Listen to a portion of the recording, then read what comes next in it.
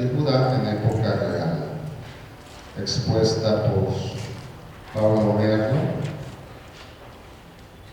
Y después también la religión de Judá en la época persa e helenística. Obviamente el objetivo era aceptarse en la época de la monarquía, pero también hubo también algún acercamiento a la época persiana y helenista. Entonces, esos bloques fueron los que se trabajaron en este seminario para acercarse a la historia bíblica de Israel. Las lecciones de profundización de la tarde, pues eso sí es mucho más difícil que las abordemos, porque cada quien podía entrar a la sesión que gustara, los 3 días que hubo. El seminario se termina siempre, cada año se termina con una sesión conclusiva en la que intervienen algunos de los expositores. Simplemente lo menciono, en la sesión conclusiva estuvo presente Peter Dubovsky, que es un jesuita, profesor del bíblico, es el rector, bueno, ya no se llama rector, ¿cómo se llama ahora? Tiene otro nombre, ya no se llama rector. Bueno, él es el rector del Instituto Bíblico. El padre Peter Dubovsky, él es especialista sobre todo en la época de la monarquía.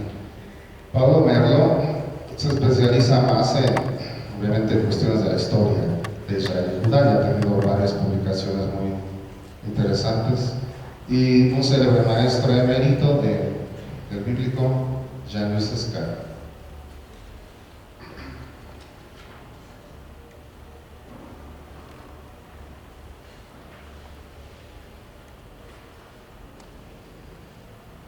Para hablar de la historia de Israel, aquí ahorita no voy a usar diapositivas. Para hablar de la historia de Israel,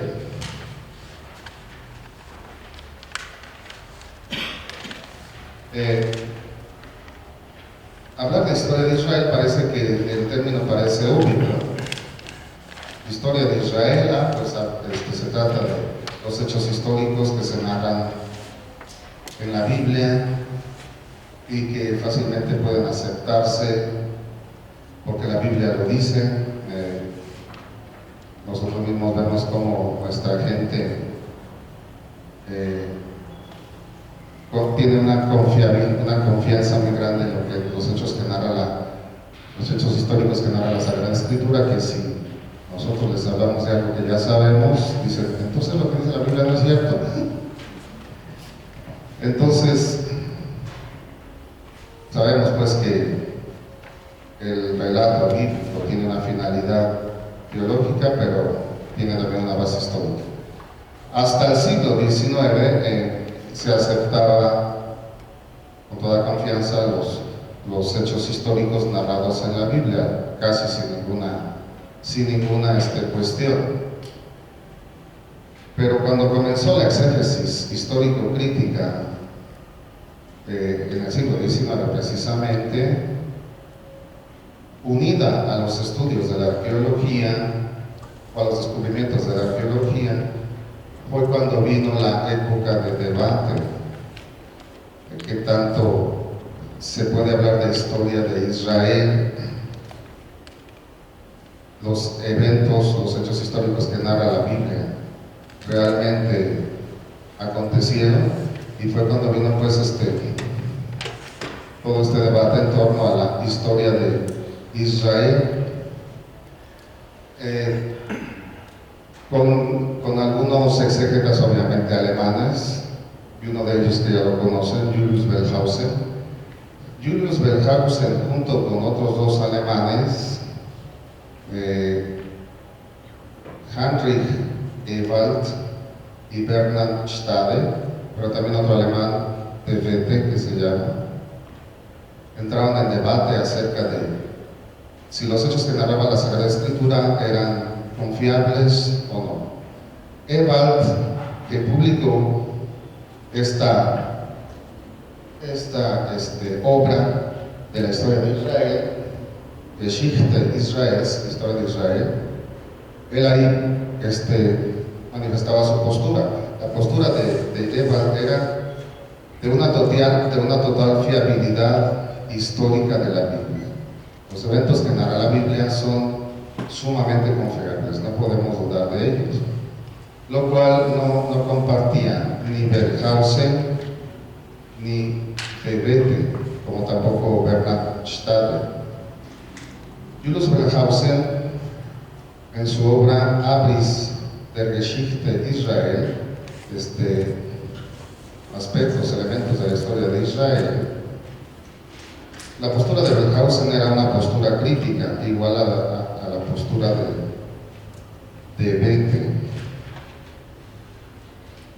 Como decíamos, para este Eva, pues no había por qué cuestionar los relatos históricos de la Biblia. En cambio, de Bethe y Berghausen sí cuestionaban los eventos históricos de la Biblia. Los relatos del Antiguo Testamento, decía de Bethe, no quieren ser reflejo de la historia. O sea, la Biblia no se, partiendo ya de este presupuesto, la Biblia no quiere narrarnos simplemente eventos históricos, tiene también otra finalidad. Por lo tanto, no se basa en una mera narración de eventos. Hay que ver qué quiere más decirnos la Biblia. Berghausen, por la hipótesis que ustedes ya han estudiado de las fuentes del Pentateuco, pues sabemos que es una hipótesis que pues va evolucionando y va cambiando, no podemos casarnos con ella. Berghausen, al estudiar pues las fuentes del Pentateuco, pues obviamente hay que dejar a un lado el valor histórico de los hechos narrados. Pero sin embargo, pues vinieron después exégetas con una postura más moderada. ¿Cuáles son las? Bueno, eso es como un presupuesto, prolegómeno, un presupuesto. ¿Cuáles son las fuentes de la historia de Israel antiguo, de la historia de Israel de tiempos de la monarquía? Sabemos que el pasado y la historia no son la misma cosa. La historia reconstruye los hechos pasados. El pasado nunca podrá volver como aconteció, pero la historia se encarga de reconstruir los hechos pasados, obviamente con cierto sentido de subjetividad, de interés, porque el historiador, al narrar los eventos históricos, lo hace también desde su perspectiva, lo hace también desde ciertos intereses. Pero sabemos que el presente no puede volver. Lo que tenemos es una reconstrucción de la historia en la historia de Israel, o en las historias de Israel que conservan pues la narración, el conocimiento de los hechos históricos que narra la Sagrada Escritura. Entonces es imposible reconstruir el pasado, solo queda la reconstrucción del mismo. Pero ciertamente se reconstruyen los hechos históricos porque se busca que tengan un sentido en el presente y en el futuro. Y ahí podemos ver ubicada la Sagrada Escritura. La Sagrada Escritura no nos narra simples meros eventos históricos, sino tiene una finalidad, vamos a decir, teológica, narrar la acción de Dios en los acontecimientos de la historia, con esa finalidad de presentar la acción salvífica de Dios, aunque ciertamente con base en la historia. Por lo tanto, teniendo en cuenta esto, podríamos decir que las fuentes para conocer la historia del Israel antiguo podemos catalogarlas en tres. Podemos catalogarlas en tres. Fuentes primarias, fuentes secundarias y fuentes terciarias o terceras. Las fuentes primarias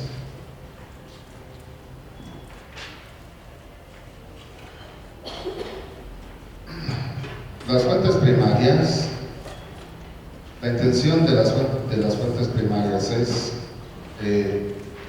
no tiene la intención de darnos información o interpretar la historia, sino narrarnos eventos históricos, narrarnos los eventos históricos. Y aquí pueden entrar no pueden entrar, aquí entran en las fuentes primarias, entran la arqueología, la epigrafía y la iconografía. La epigrafía, ¿saben qué es? Los escritos. Los escritos, sí. Y la iconografía. Las imágenes. Bueno. Las fuentes secundarias nos presentan los eventos históricos. El historiador nos presenta los eventos históricos, pero con información acerca de ellos, es decir, con una cierta interpretación acerca de los acontecimientos históricos. Y ahí es donde entra la Sagrada Escritura, que no nos narra meros hechos históricos, sino que nos va narrando el desarrollo de la historia de Israel, de Judá, pero dándoles una interpretación. Ahí entra la Biblia en las fuentes secundarias, los textos del cercano Oriente Antiguo y las narraciones de algunos autores más apegadas a los acontecimientos históricos, como las famosas obras de antigüedades judías, por ejemplo, de Flavio Josefo. Las fuentes terciarias o terceras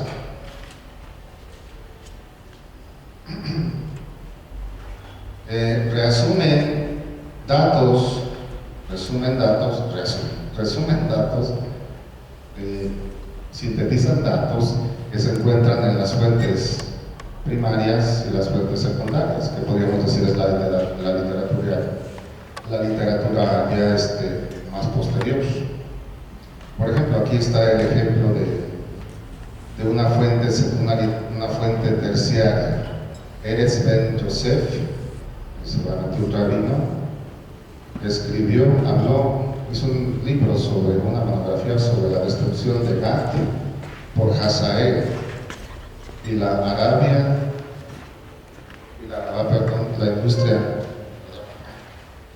basándose pues obviamente en acontecimientos históricos y obviamente en la narración bíblica. Esas son las fuentes terciarias, ya la literatura posterior.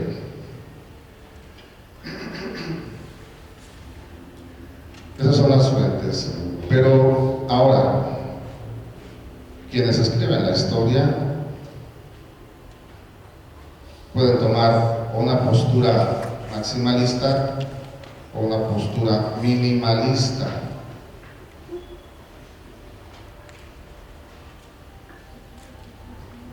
Puede haber una corriente minimalista o puede haber una corriente en la narración de la historia de Israel. Puede haber ya directamente la narración de la historia de Israel, puede haber una postura minimalista y una postura maximalista. Incluso en obras actuales de la historia de Israel, vemos como hay autores que son más minimalistas, o que podríamos decir conservadores, que nos van narrando la historia sin cuestionamiento de nada.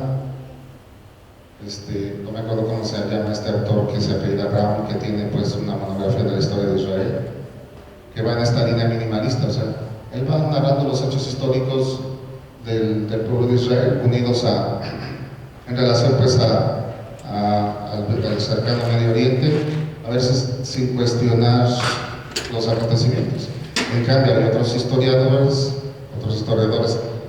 o estudiosos que han escrito una historia de Israel que son más críticos en presentar los acontecimientos históricos, que los analizan, los cuestionan, y ciertamente van sacando sus conclusiones, como Sachi, no me acuerdo cómo se llama, no te acuerdo.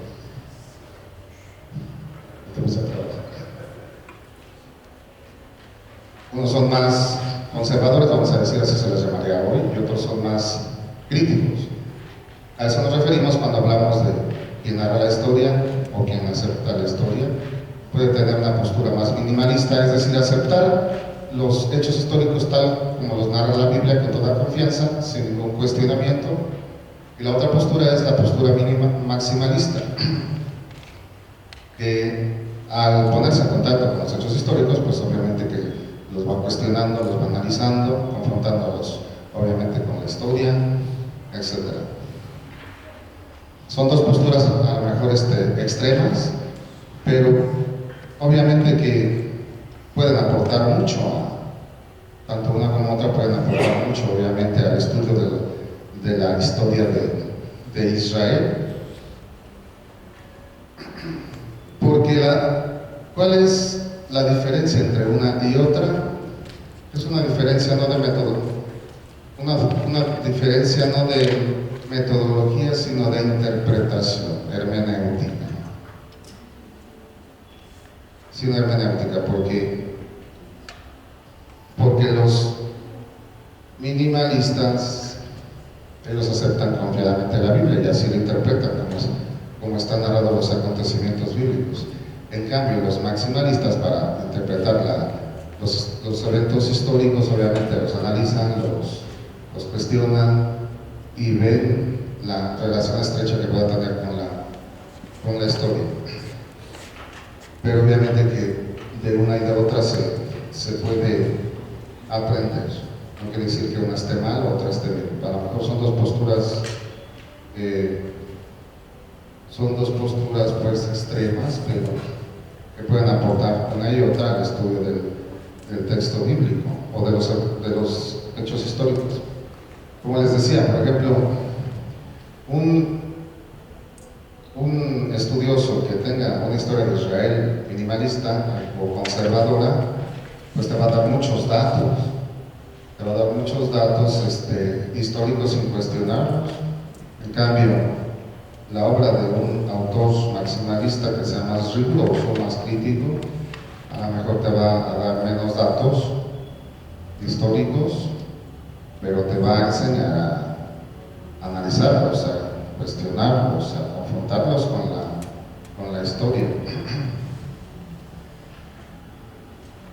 En la narración de los eventos o de los acontecimientos históricos, en general, puede haber una lectura tendenciosa, una actitud tendenciosa, que se le llama hoy, obviamente que también es una palabra de la exégesis alemana, Tendenz-Literatur, una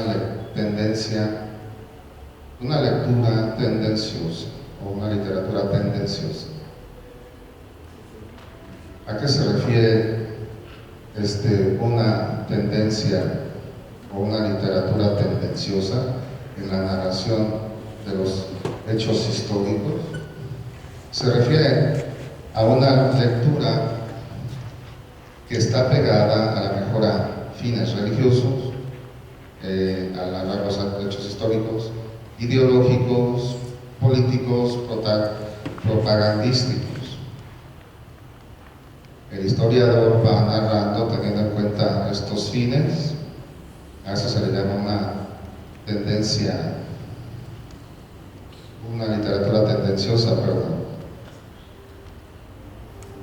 En referencia a la Biblia, al narrar los hechos históricos, puede ser que también tenga una tendencia, un objetivo tendencioso, porque ciertamente la Biblia no quiere narrarnos meros hechos históricos, sino que va narrando los acontecimientos históricos, pero con un fin teológico. En ese sentido podríamos decir que también tiene una actitud tendenciosa.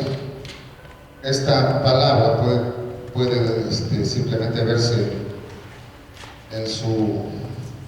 puede simplemente verse como algo negativo, pero no siempre es así.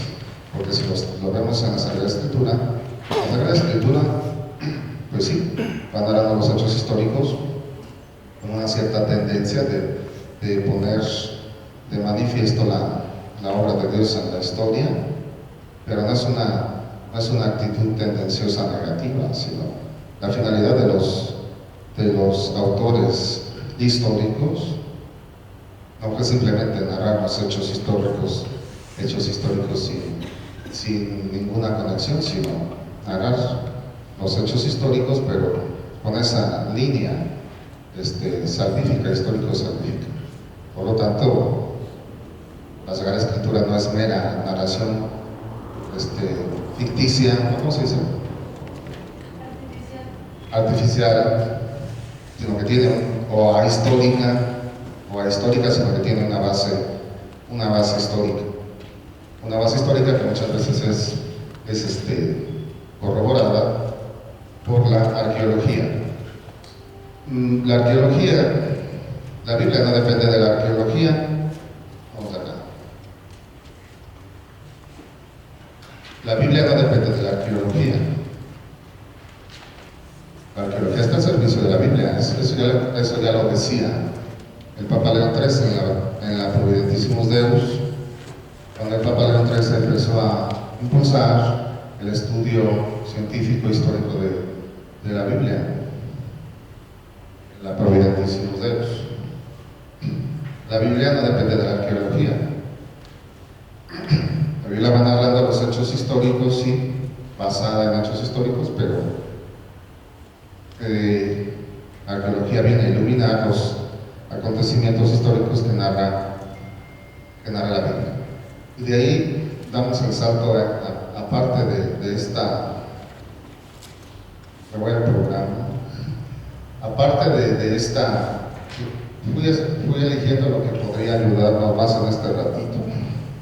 Y para más o menos tomar una línea. Los textos, y más allá de los textos, la contribución de la arqueología. Ahorita hablamos un poquito de esto, del valor de las fuentes de los textos bíblicos. Ahora vamos a ver un poquito de la contribución de la arqueología a la Biblia. Por dónde va un poquito los estudios arqueológicos.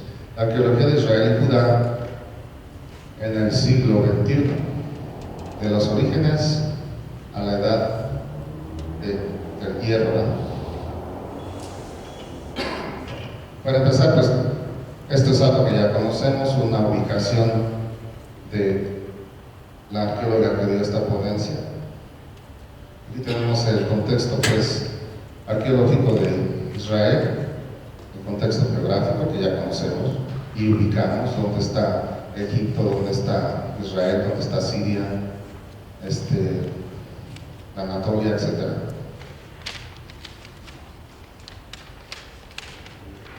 El desarrollo de los acontecimientos bíblicos históricos de esta época, de los reinos de Israel y Judá, pues sabemos que tiene este contexto, geográfico: Israel, Siria, Asiria, Babilonia. En esta área, y específicamente en el área siro-palestinense, ¿cuáles eran los pueblos que habitaban el área siro-palestinense? El área siro-palestinense: Siria, Palestina. En la edad de bronce, ¿se ubican cuándo fue la edad del bronce? Ahora vamos ya lo tienen todo pensado.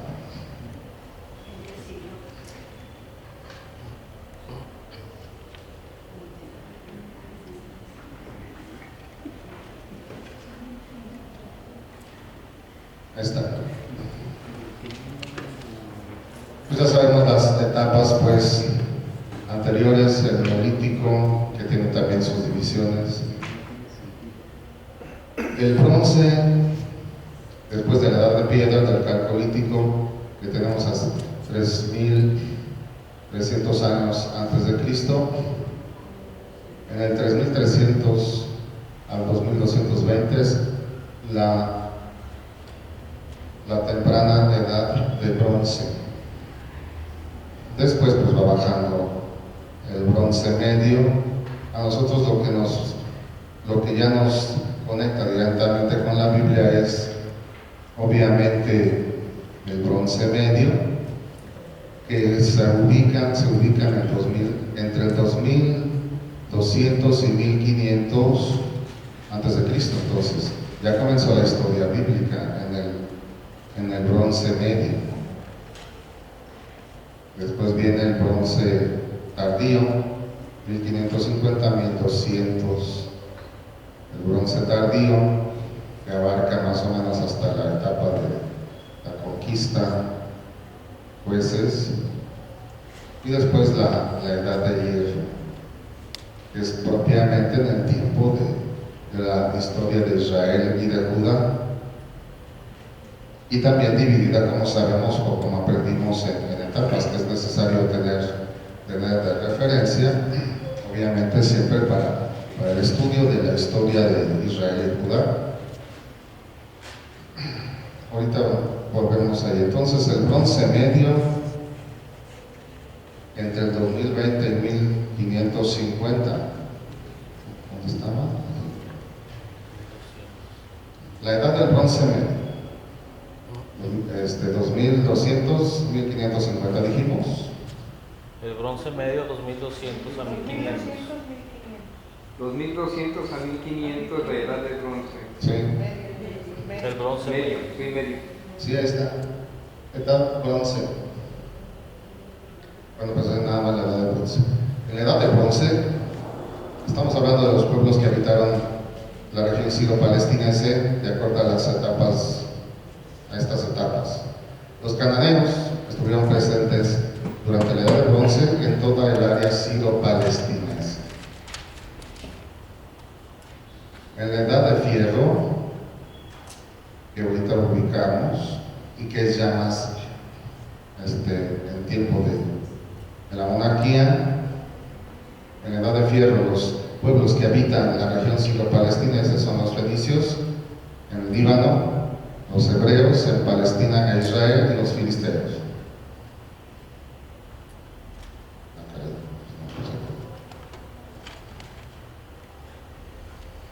Y obviamente que es necesario, pues, es necesario estudiar la identidad de cada uno y la interacción de cada uno. Ustedes también por los estudios de Biblia, pues, más o menos van conociendo la relación entre unos y otros, pero también es importante conocer la identidad y la interacción de cada uno y la interacción entre ambos. La región siro-palestinense, entonces, los confines que podemos marcar: Siria, Fenicia, Filistea, la parte de la costa sur, Israel, Judá, y en la Transjordania, Edom, Amón y Moab. Esos serían como los confines de estos pueblos en la región siro-palestinense. La temática ahora vamos a pasar algunos datos nada más. Padre, perdón, una pregunta. Tengo dudas. ¿Los filisteos venían de la isla de Creta y los cananeos de dónde están? Estaba viendo con los En Galilea. Los cananeos de dónde? ¿De dónde venían? ¿De dónde fueron originarios? Los filisteos de la isla de Creta. ¿De Creta? Sí, padre. Creo. ¿Y los cananeos? Pues hasta lo que hemos estudiado, los cananeos han habitado siempre la región siro-palestinense. Nos quedamos pensando que de dónde llegaron. Ahí estaban. Han habitado siempre ahí.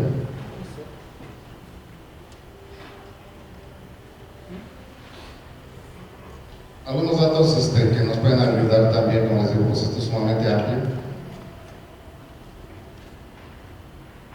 Las temáticas de la arqueología en el siglo XXI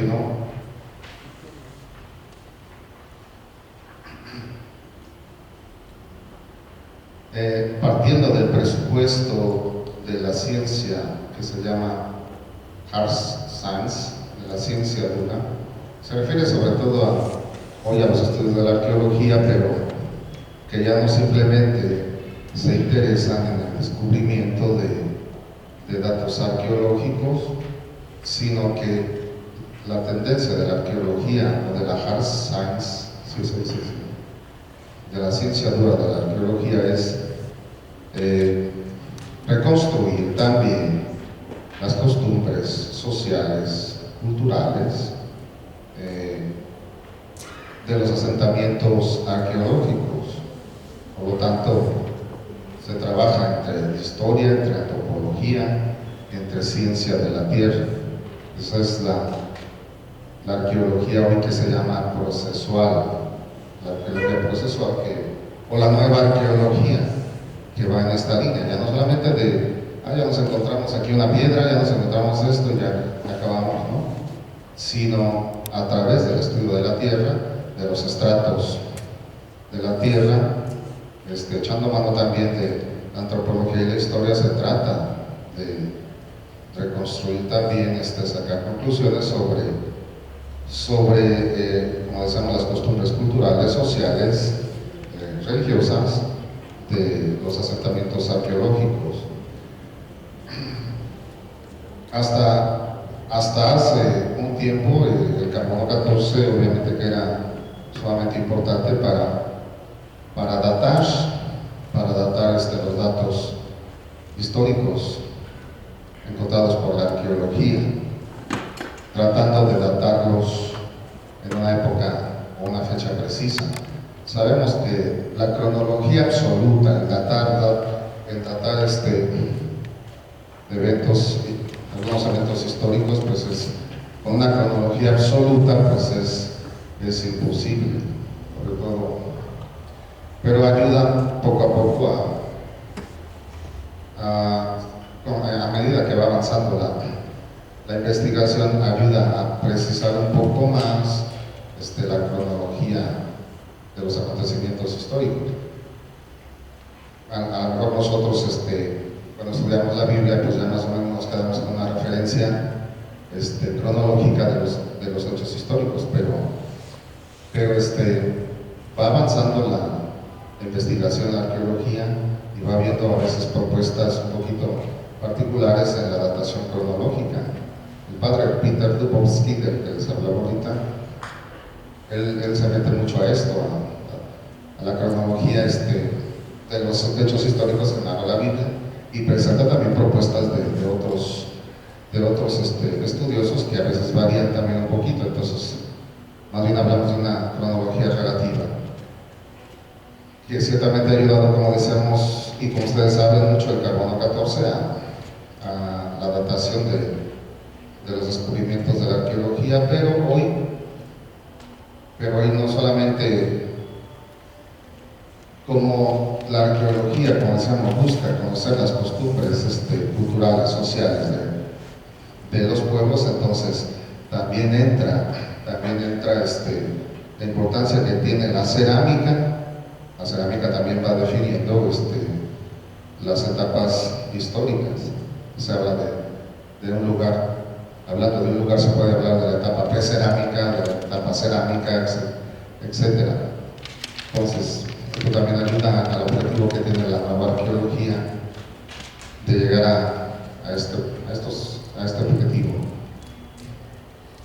Y obviamente, como se echa mano también de la antropología, los estudios de ADN, hoy en la arqueología moderna o nueva, también contribuyen a este objetivo que decíamos de la arqueología. Ahora, cuando hablamos nosotros estamos acostumbrados a hablar de arqueología bíblica regularmente, pero hoy se precisa más la arqueología de la Biblia. Por eso nos hacemos esta pregunta: ¿arqueología bíblica o arqueología del Levante meridional? El Levante es lo que estamos ahorita viendo en el mapa, donde se desarrollan los hechos históricos de la Biblia.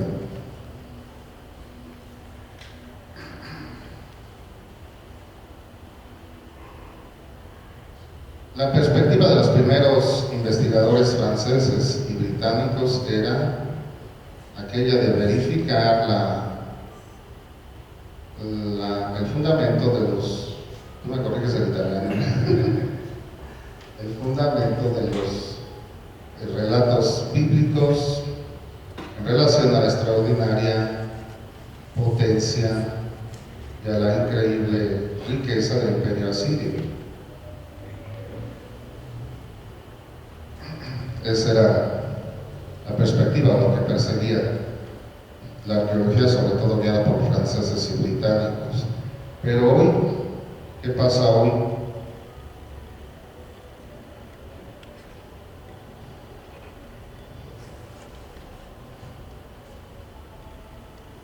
Aquí tenemos, bueno, ahí esta expositora nos presentó algunos, para tener una unidad de los arqueólogos franceses y británicos más relevantes de este periodo de la Biblia. Paul Émile Bottin, 1802-1870, dedicado a la arqueología de Nínive. Austin Henry Leira, dedicado a la arqueología. Los franceses y los británicos estaban más centrados en la arqueología, estamos hablando del siglo XIX, más centrados en la arqueología bíblica, pues sí, pero en referencia sobre todo a Siria. Este señor también se centró en la arqueología del reino asirio, como vemos allí en la imagen. Ahora sí vemos un poquito qué es lo que ha ido rescatando la arqueología en relación con la Biblia. Después de las expediciones en Asiria, también tuvieron florecimiento las expediciones en Egipto, donde se fueron encontrando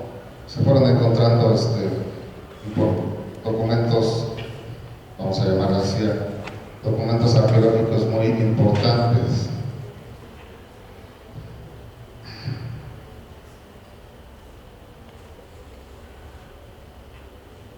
Aquí tenemos la estela que se llama de Benefta, que ahorita no hablo de ella porque un poquito en la exposición o lo que seleccione más adelante vamos a hablar para no repetir.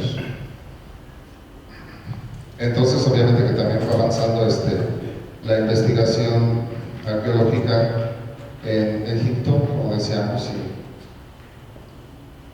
y haciendo importantes descubrimientos en relación a la Biblia.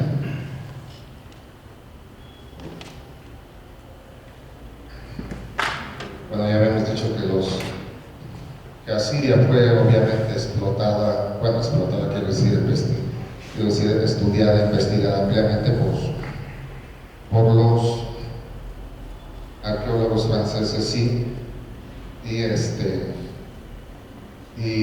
británicos. Pero obviamente que se fueron encontrando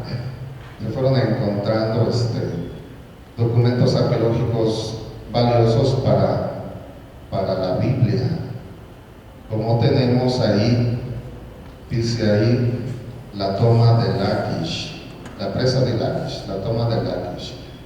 La Biblia nos habla de la toma de Lachish de parte de Sennacherib, antes de asediar Jerusalén en el 701, que nos narra el libro de los Reyes, y también el profeta Isaías hace referencia a estos acontecimientos. La toma de Lachish,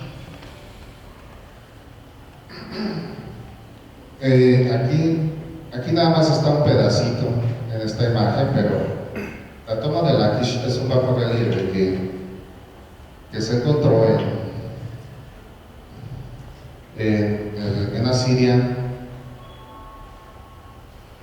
que reproduce la toma de Lachish. El rey Sennacherib, sentado en su trono, recibe tributo de los habitantes de Lachish. Es un bajo relieve muy grande que se encuentra actualmente en el Museo Británico de Londres. Lachish era una ciudad también fortificada. De manera similar en el Museo Británico de Londres se halla este documento de arcilla que narra los anales del rey Sennacherib, del mismo rey pues que iba a asediar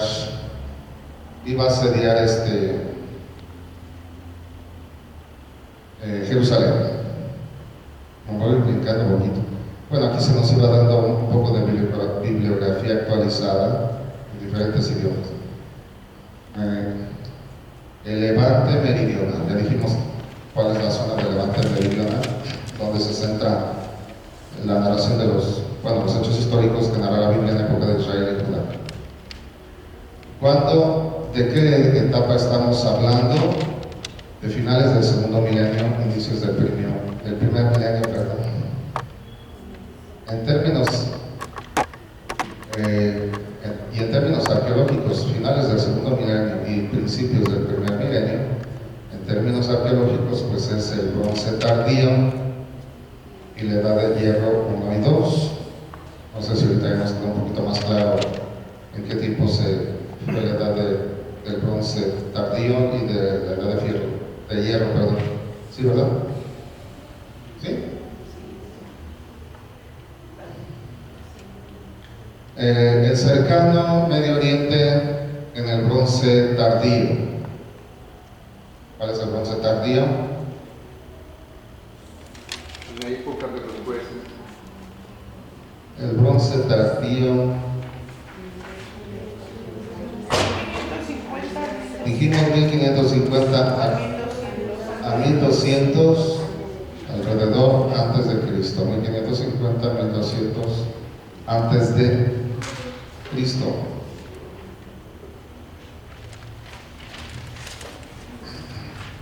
Entonces, en el bronce tardío, los protagonistas: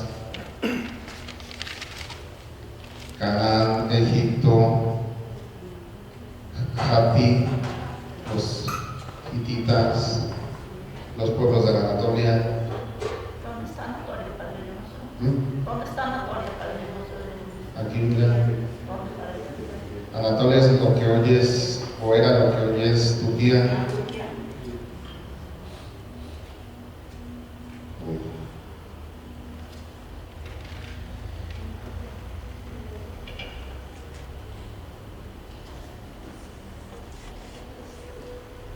Esto que vamos a exponer ahora va a ir más en la línea de la relación de los acontecimientos históricos y la arqueología.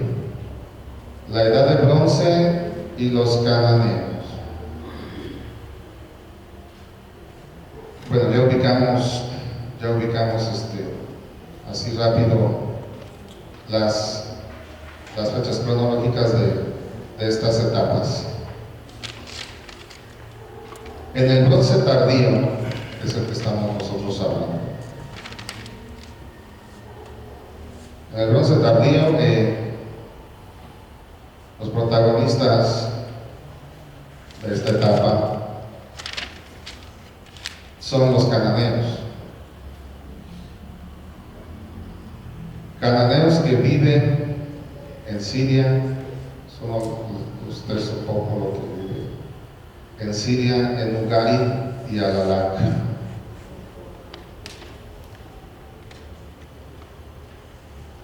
Ugarit fue un pueblo, una cultura muy relevante en esta zona siro-palestinense, Ugarit, que obviamente influyó mucho, no solamente culturalmente, sino también lingüísticamente en el pueblo de Israel. Desde el punto de vista lingüístico, pues hay frecuentes relaciones estrechas de significado entre la lengua ugarítica. Yo no sé ugarítico, pero cuando uno estudia, por ejemplo, una palabra en hebreo, también se ve qué significa en árabe, qué significa en ugarítico, qué significado tiene, porque eran pueblos muy cercanos. Ugarit, aunque no la estudiamos mucho, como que nos centramos más en Palestina, Ugarit pues es una ciudad importante del bronce tardío, una ciudad cananea. Ahí tienen el mapita donde estaba ubicada Ugarit, en la zona de Siria. Ugarit, que sería importante quien quiera meterse más al estudio de la historia bíblica, meterse más al estudio de esta ciudad cananea. No me acuerdo cómo se llama este autor Brown, que tiene esta monografía de la historia de Israel. Como les decía, él es más conservador, pero cuando está hablando de todos estos pueblos en torno a Israel, pues él da muchos datos relacionados con estas culturas, con estos pueblos, que pueden ayudarnos mucho. Ese está en español, está traducido al español. Pues Ugarit es, como decíamos, una ciudad importante del Bronce Medio. En la Palestina del Bronce Tardío, en la Palestina del Bronce Tardío, los cananeos obviamente, pues sí, eran un pueblo protagonista en la región siro-palestinense, pero estaban también sometidos al poder de los egipcios, porque en ese momento pues la potencia de Egipto todavía es significativa. Se han encontrado bajorrelieves o pinturas parietales que dicen en la pared, ¿verdad? En donde se puede ver cómo los egipcios obligan a los cananeos a pagarles tributo y hacerles ciertos dones a los faraones. Aquí tenemos esta imagen donde están rindiendo tributo a Egipto.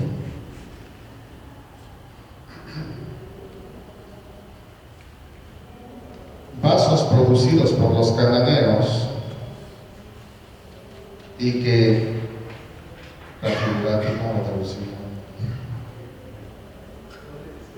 vasos producidos por los cananeos, en los cuales, sí lo entendemos, pero vamos a traducir, en los cuales también se evidencian pinturas egipcias. Se han encontrado en Palestina, en ciertas excavaciones arqueológicas. Entonces, una vez más, ahí se ve la influencia de Egipto, que dominaba a los cananeos.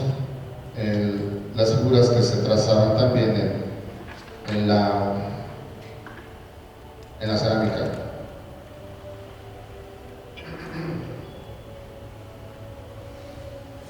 Un acontecimiento histórico sumamente importante en la etapa del Bronce Tardío fue que el Bronce Tardío termina de una manera muy brusca, con la destrucción de muchas ciudades cananeas en el 1200 a.C. y que es importante pues tenerlo en cuenta.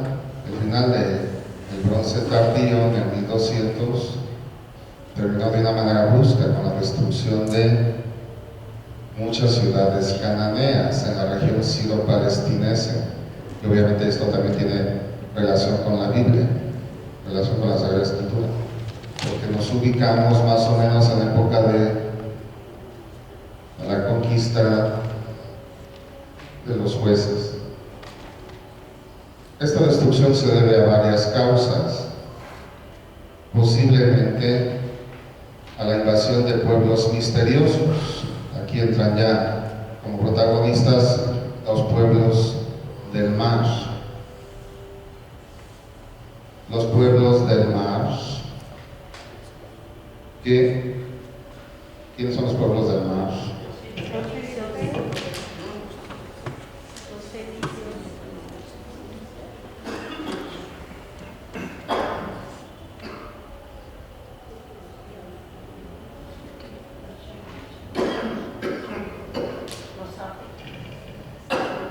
Perdón. Entre ellos están los filisteos, ¿no?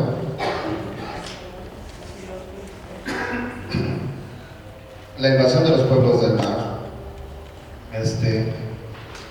que también están presentes en fuentes egipcias. Las inscripciones e ilustraciones de bajos relieves del templo del faraón Ramsés III, citan algunos de estos pueblos. No solamente son los filisteos, sino también son otros grupos étnicos filisteos, a los que les llaman Pereshet, Shekelesh, Sheblaná.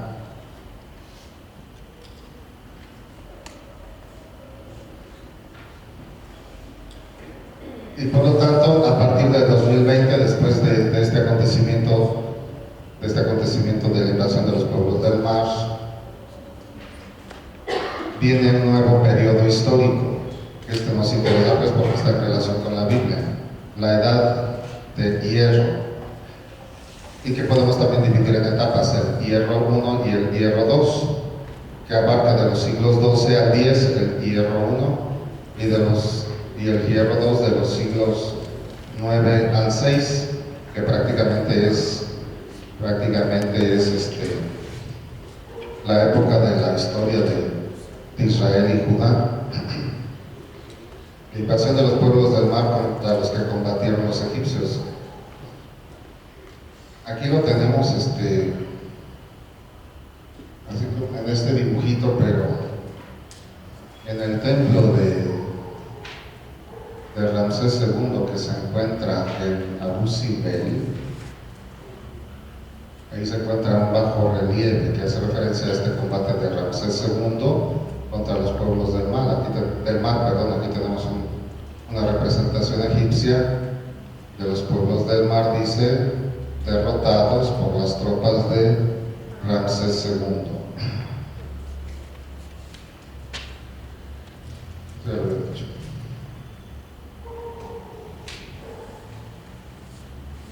¿No se aburre?